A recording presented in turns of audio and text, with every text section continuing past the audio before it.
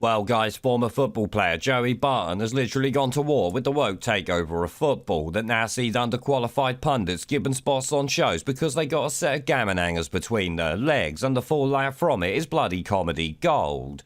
I like it! Here you can see various tweets from him shitting all over the mediocre or plain stupid pundits that ITV keep putting on. And it seems him getting 3 million views calling out their box ticking sent ITV into full damage control mode, locking off comments and deleting videos they'd proudly uploaded hours earlier. Now, ITV's response to all this also got shat on by Joey Barton, as you can see here, alongside him shitting on the likes of Jeremy Vine by saying this. Jeremy, stop gaslighting, mate. Just because I keep knocking you back to come on your shite programme. Grow your audience and I'll come on and hand your ass to you live on air. Yeah, he's not fucking about, and he actually said more about Vine with this tweet that I also love to see, as many people have forgotten that Vine was a jab-pushing scumbag like this Pons. Pandemic. Now, if shitting on Vine wasn't good enough for you, then you'll be happy to know he wasn't finished there, because he also shat on the utter wet wipe Gary Neville, who decided to pipe up defending his employer with some bullshit story that got this response from Joey Barton. Seeing as though you've raised your greasy little wig teabag, aka Gary Neville, anything to say about one of your employers covering up the grooming and nonsense pow, using their platform at ITV and at ITV Sport to help dirty nonsense procure and violate underage kids, then try and bury it. Keep your nut down your little wet wipe. If you so much as utter my name in vain again, the floodgates will open on you.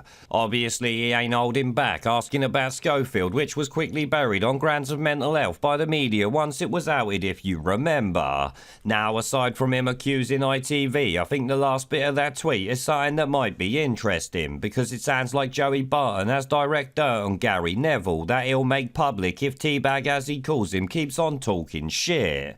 In fact, it was actually that bit there that made me take notice of the entire story itself, because it seems like he's trying to say something without actually saying it. I don't know about you. What that can actually be, I don't know, but it has me ready in the popcorn to find out if it ever comes out. Oh, and it wasn't just Gary Neville that he tweeted directly with these claims about nonsense, because he also did it at ITV. Here he wrote, is this the same ITV and at ITV Football that tried to cover up Philip Schofield grooming and then bumming an underage boy? Ask him for a friend. No, you'd be asking for the country, as I'm sure we'd all love to know the truth behind what these parasitic fuckpigs get up to. I certainly know I do. Of course, it might be possible that Schofield or ITV tried to sue Joey Barton for putting out these tweets, but then they'd have to prove they didn't do anything wrong or prove that he's lying.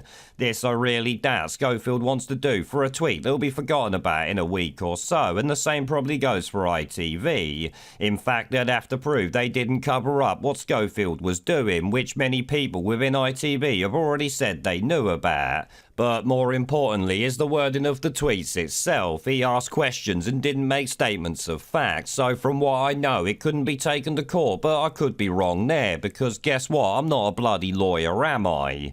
Either way though, I think it's safe to say that Joey Barton's not a known giver of fucks when it comes to calling out ITV's box ticking bollocks, which I must say is always good in my bloody book.